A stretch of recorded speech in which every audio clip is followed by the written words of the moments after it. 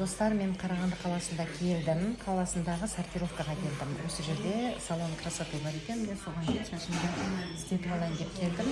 Қарағанды, Астанадан бір жола істетіп келуге кішкене қорқақтадым. Себебі жол ыстық, басылып қалып кетеді ме деп. Енді қазір сіздерге жалпы осы жақын арада мен жалпы кездесудің қалай өткенін, онда қандай қызықтар болған бәрін салам. Ал әзірге бүгін мен сіздерге бірінші ұйымдастыру кезеңі салғым деп отыр. Жалпы кез келген іс-шарада өлең айту маған бұйырған, или бастау, или арасында бір қызықты бір номер жасау, ол маған тапсырылады. Осы жолы ұйымдастыру комитеті сол біздің 59-шы группаның шығуын сен жаса дегеннен кейін мен соны қолыма алған болатын. Әрине ондағы идеялар өзімдікі. Өлең айту, өлеңге жаңағы смайликпен шығу, шармен шығу, оның барлығы өзімнің идеям. Енді оны қазір қалай шыққанымыздың барлығын келесі видеода көрсетемін сіздерге. Ал әзірге мен бүгін осы дайындық кезеңін салғым келіп отыр. Және де жаңа ұстазым деген әнді қалай өңдегенімді, оның қай жеріне қандай өзгерту енгізгенімді айтқым келіп отыр. Енді бағасын өздеріңіз бере жатарсыздар. Көріп, тыңдап, лайк, комментарийларыңызды басып жүрсеңіздер жақсы болады. Қазір бүгінгі күні міне сағат 5-те біз Аристада кездесеміз, Алла жазса. Сол шарадан толық фото-видеолар ертеңгі күні сіздерге жіберемін, Алла жазса. Сәлем баршаңа, жалынды сәлем курстастар. Ертеңгі күні кездескенше аман есен тойымызда қарайық.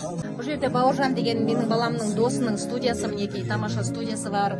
Барлығы керемет, өте жоғары деңгейдегі оборудование, өте қымбат оборудование. Мінекей сол жерге келдім жазуға. Бұл маған барлық неңді жасап береміз, келіңіз дегеннен кейін мен осыған келдім. Бауыржанға мың алғыс.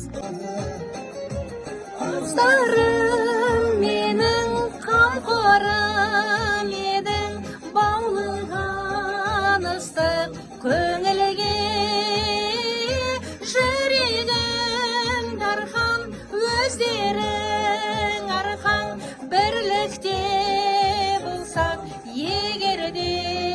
Осылай өзгертіп тастадым.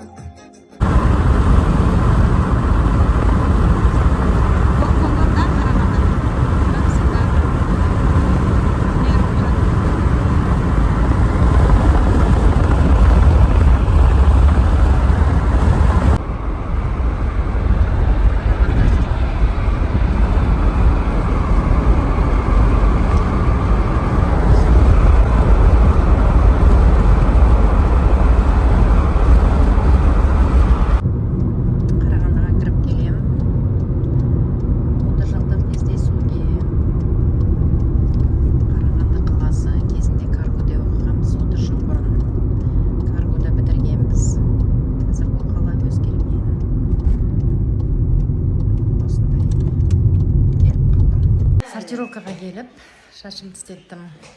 Міне Айман отыр. Парикмахерскийдің қыздары күшті, әдемі істеді.